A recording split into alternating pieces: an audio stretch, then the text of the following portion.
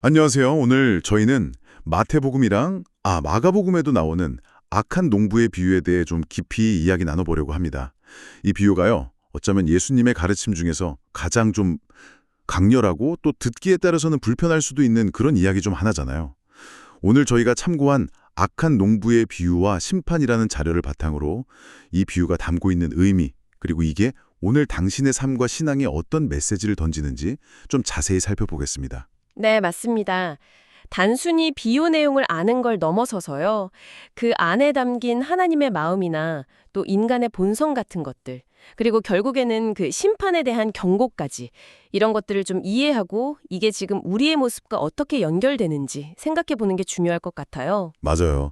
그냥 뭐 2000년 전 이야기가 아니라 혹시 오늘 우리 안에도 그 악한 농부 같은 모습이 있지는 않은지 그걸 좀 비춰보는 거울처럼 삼아볼 수 있지 않을까 싶어요. 시작하기 전에요. 그 자료에 나온 이야기 하나가 되게 인상 깊었어요.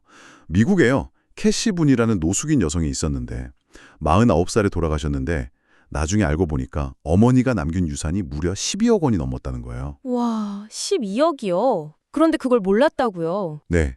가족하고 연락을 끊고 살아서 전혀 몰랐던 거죠. 그러니까 어마어마한 은혜가 바로 옆에 있었는데도 그걸 누리지 못하고 그냥 길 위에서 비참하게 생을 마감한 거예요. 아, 정말 안타까운 이야기네요. 그게 오늘 우리가 나눌 비유랑 뭔가 연결되는 지점이 있는 것 같기도 하고요. 네, 그렇죠. 어쩌면 그런 맥락에서 이 비유를 한번 시작해보면 좋을 것 같습니다. 자, 그럼 본격적으로 한번 들어가 보죠. 먼저 비유 내용부터 좀 짚어볼까요? 마태복음 21장에 보면 어떤 집주인이 포도원을 만들어요. 아주 정성껏요. 울타리도 치고 거기서 집 짜는 틀, 망대까지 세우고 뭐 완벽하게 준비를 한 거죠. 그리고 농부들한테 세를 주고 잠시 타국으로 떠납니다. 네, 여기서 보통 주인은 하나님, 포도원은 이스라엘 공동체나 오늘날의 교회를 상징한다고 보죠. 그리고 농부는 당시에는 종교 지도자들이 일차적인 대상이었겠지만 오늘날에는 우리 모두, 그러니까 하나님의 부르심을 받은 모든 성도를 의미한다고 볼 수 있을 것 같아요. 그렇죠. 근데 여기서 진짜 주목해야 할 부분은 그 전문가님이 아까 말씀하신 것처럼 주인이 얼마나 세심하게 모든 걸 준비했냐는 거잖아요. 맞습니다. 그냥 대충 땅만 준 게 아니에요. 울타리 쳤죠. 집 짜는 틀 만들었죠. 망대까지 세웠죠. 이건 외부 위협으로부터 안전하게 보호해주고 또 수확에 필요한 모든 도구를 다 갖춰줘서 농부들이 정말 다른 걱정 없이 오직 열매 맺는 일에만 집중할 수 있도록 최상의 환경을 만들어줬다는 뜻이거든요. 와, 정말 모든 걸 다 예비해 놓으신 거네요. 바로 그거죠. 마치 하나님께서 당신을 부르시고 어떤 사명을 맡기실 때 당신이 그 일을 감당하는 데 필요한 모든 좋은 것들, 뭐 은사나 환경이나 만남 같은 것들을 이미 다 준비해 놓으시는 것과 같은 이치라고 볼 수 있습니다. 왜 이렇게까지 다 준비해 주셨을까요? 그 이유가 뭘까요? 자료에서도 그 점을 명확히 짚어주는데요. 그 이유는 단 하나예요. 그분의 백성답게, 그러니까 거룩하게 살면서 하나님만 섬기고 그분의 말씀에 순종하는 삶, 즉 열매 맺는 삶을 살도록 하기 위해서라는 거죠.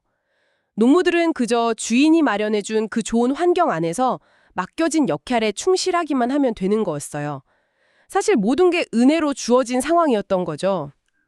그러고 보니까 그 자료에서 어떤 목회자분이 자기 삶을 돌아보면서 고백한 내용이 생각나네요. 진짜 필요할 때마다 하나님께서 사람들을 통해서든 어떤 상황을 통해서든 채워주신 경험이 셀 수 없이 많았다고. 그러면서 마태복음 6장 33절 말씀 있잖아요. 먼저 그의 나라와 그의 의를 구하라. 그리하면 이 모든 것을 너희에게 더하시리라 하는 약속이 정말 삶에서 이루어지더라. 뭐 이런 간증이었어요. 네, 바로 그겁니다. 핵심은 그거예요. 당신이 만약 하나님의 부르심 안에 있다면 당신의 삶 전체가 이미 하나님의 예비된 은혜 안에 있다는 사실을 먼저 인식하는 것. 이게 정말 중요합니다. 사도 바울도 고린도전서 15장에서 고백했잖아요. 내가 나 된 것은 하나님의 은혜로 된 것이다. 우리의 시작도 과정도 그리고 결국 완성도 다 하나님의 은혜라는 것을 이 비유의 시작부터 보여주고 있는 셈이죠. 모든 것이 선물이었던 거예요. 와, 정말 시작은 이렇게 풍성한 은혜였는데 말이죠. 그런데 농부들의 반응은 정말 충격적이에요. 마태복음 21장 뒷부분하고 마가복음 12장을 같이 보면 더 자세히 나오죠. 주인이 이제 열매를 거둘 때가 돼서 종들을 보내잖아요. 근데 농부들이 갑자기 태도가 싹 바뀌어요. 그렇죠. 처음 보낸 종은 그냥 때려서 보내고 다음 종은 머리에 상처를 내고 모욕하고 또 다른 종은 아예 죽여버리기까지 하죠. 폭력의 수위가 점점 더 심해져요. 어떻게 이럴 수가 있죠? 그 모든 은혜를 받고도 말이죠. 여기서 우리가 또 하나 주목해야 할 통찰이 있는데요. 바로 주인이 종들을 반복해서 보냈다는 사실이에요. 심지어 처음보다 더 많이 보내기도 하고요. 이게 뭘 의미할까요?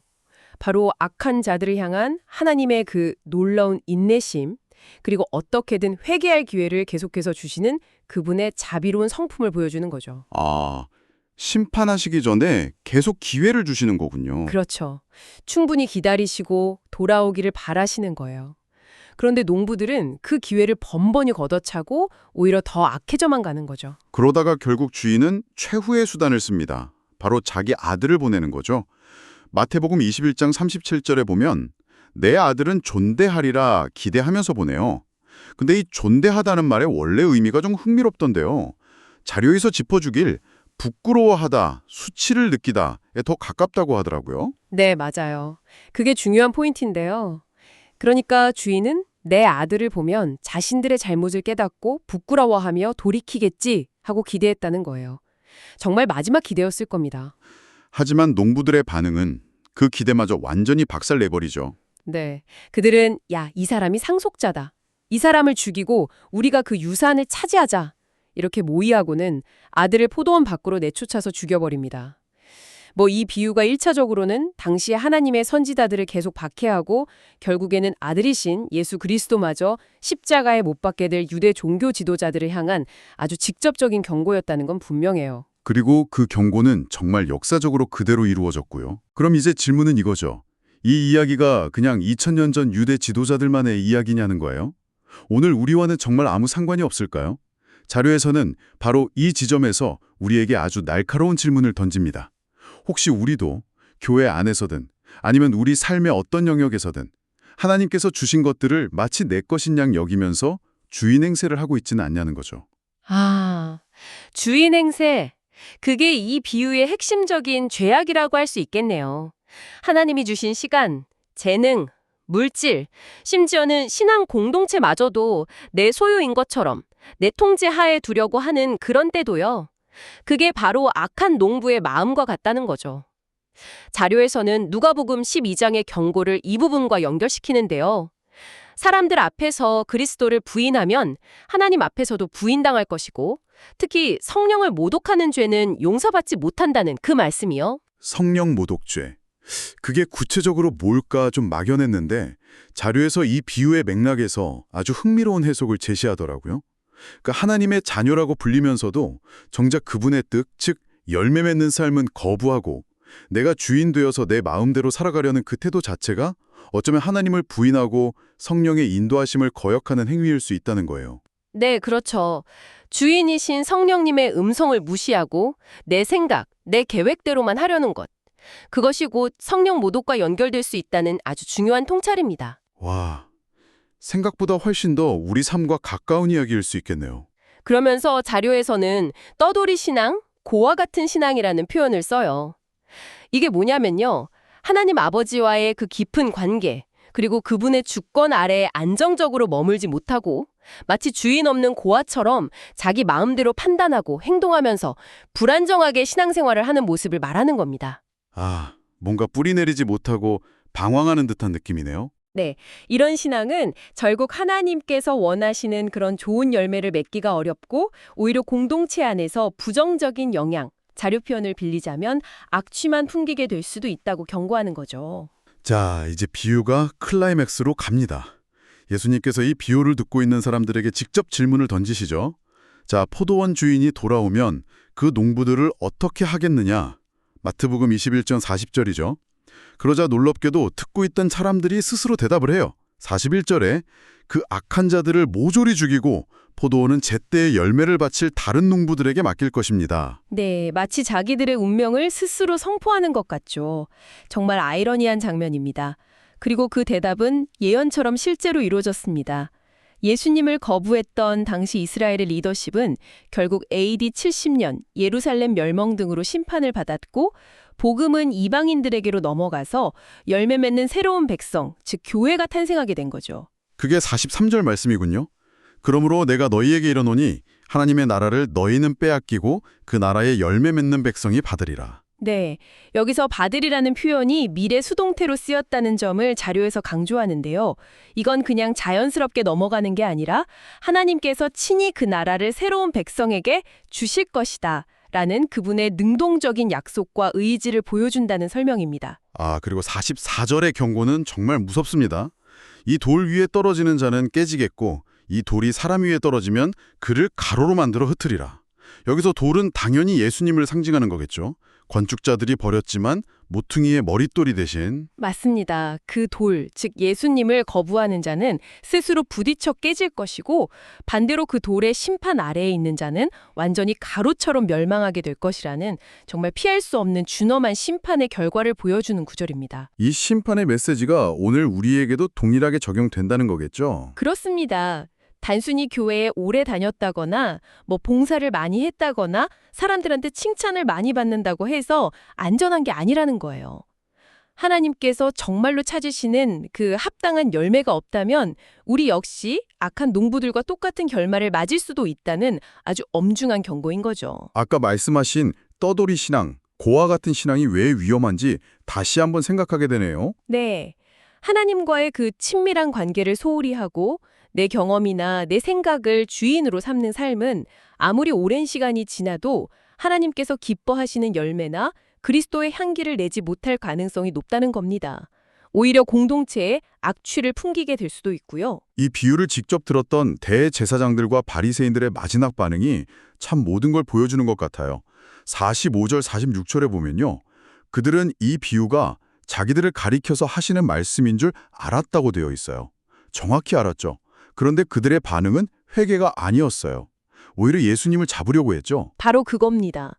진리를 마주하고도 돌이키기는커녕 오히려 더 마음이 완악해져서 대적하는 모습.